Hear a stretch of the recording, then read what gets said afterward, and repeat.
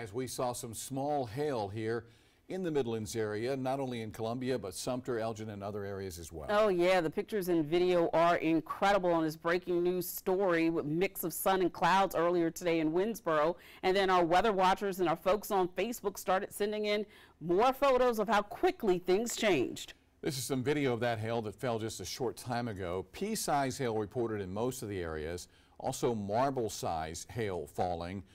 And again, this all happening within the last hour or so, not only here in Columbia, but as we mentioned, also in other parts of the Midlands. I got a report Highway 15 South in Sumter of some pretty significant hail there as well. From Columbia all the way up to Kershaw County, Efren is standing by now in the Weather Center with a closer look at how much longer we can expect to see strong storms. This kind of thing doesn't typically happen in February here in the Midlands. And certainly not in the Midlands, Darcy. But again, it's been moving really fast. The entire line really started to blow up or turn into convection about 3:30, and now it's continued to move through where it's centralized in the central and east central portions of the Midlands. Now, the National Weather Service has been tracking this new one. The line of storms is just south of the Sumter Highway, all the way through southern Sumter and the northern portions of Clarendon County. Well, we're looking at the possibility of pea-sized hail and maybe 50-mile-an-hour wind gusts. It includes Clarendon, Calhoun, Richland, and Sumter County, but this entire thing is moving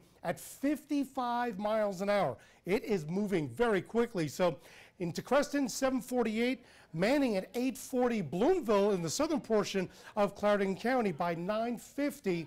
And keep in mind that it is moving so fast that these times, well, it looks like it's way off the track, but we're only talking about a window of about the next 45 minutes before it exits out of the eastern portions of Clarendon County. We still have this other one in Lexington County. Now, it does cover Lexington, Richland, and Calhoun County, although the core is right over Lower Richland, just east of 77 and south of 26, entering areas south of the Sumter Highway into Hopkins, another cell over Red Bank, and then extending all the way down into Macedon. All of this is moving to the east-southeast roughly at about 35 miles an hour. So Lower Richland, you're going to get, again, pea-sized hail and 50-mile-an-hour winds other than the torrential rainfall and the lightning. But the overall picture is that all of this continues to move at 35 miles an hour. So areas that are along this track are going to have to deal with it at least for the next hour.